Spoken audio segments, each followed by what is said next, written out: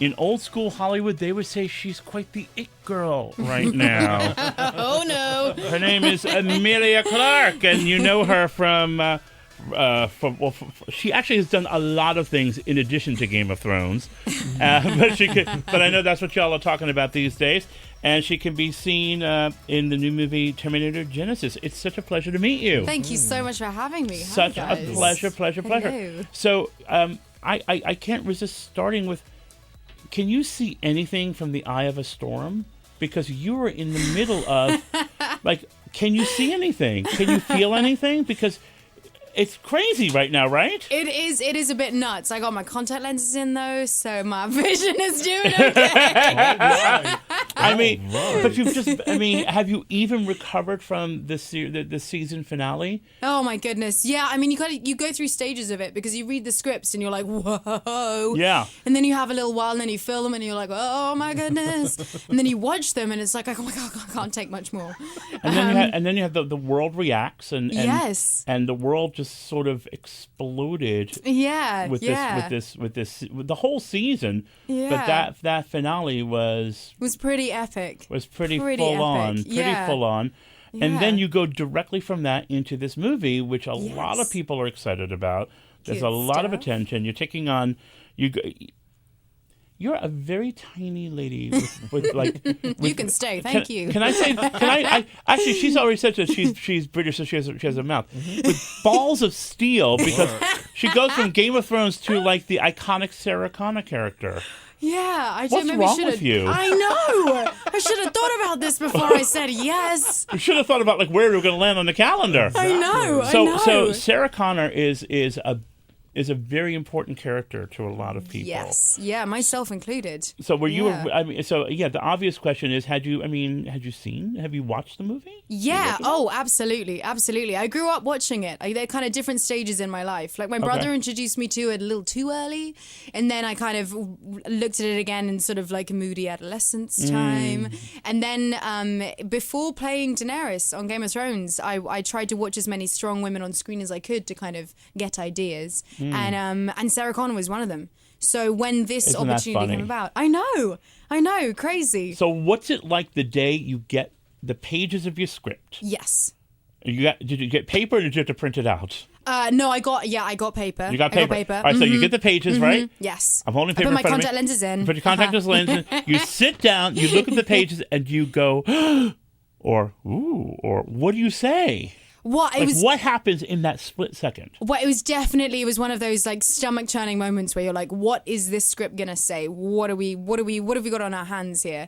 And I definitely up until that moment had been watching the first two and was getting really into it. And then once I read the script, I realized that we had something that whilst it was paying such respect and homage to the genius that Cameron had created beforehand and the incredible performance that Linda did, we have something so different because Sarah Connor has got such a new childhood, and so thereby the person that you meet in our movie is in a whole different place to where they left it off in T2.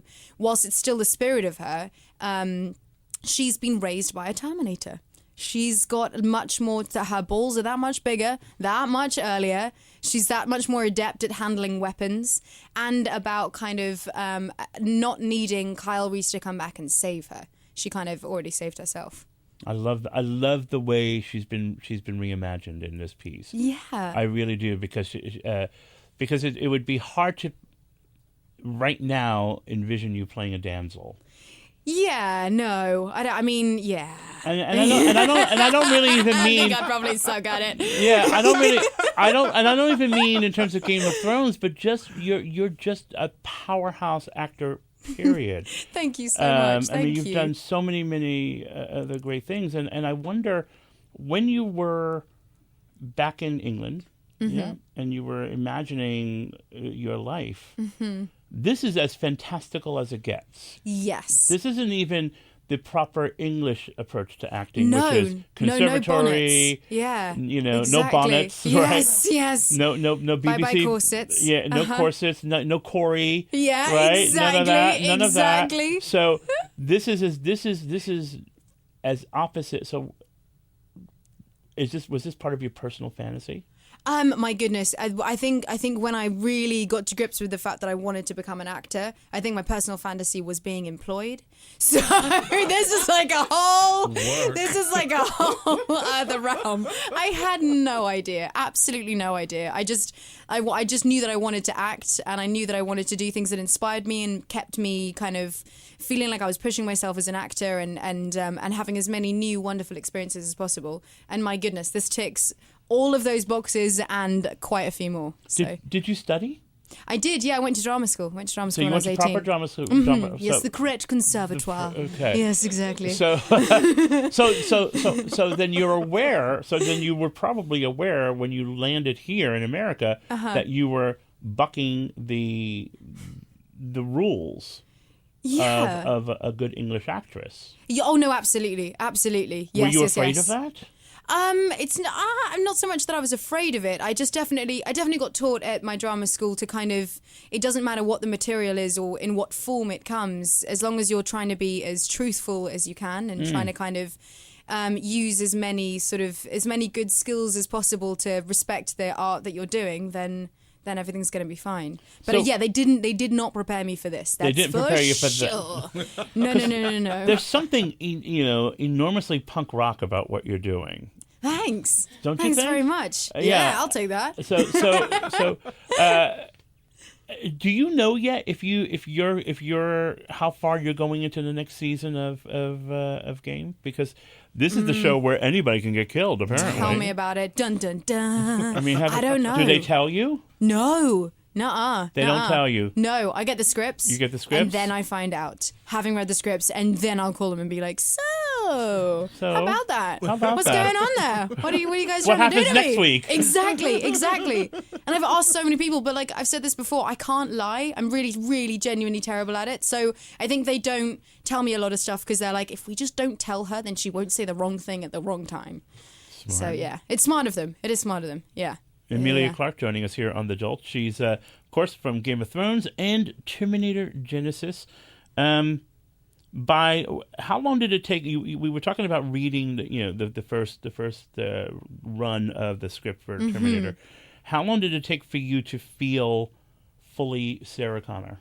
Oh my goodness. It definitely, I think because I was so daunted by the task that I was taking on in that like iconic mantle that I was taking on, I think it really was very late into filming, and then having Arnold turn around and be like, good job.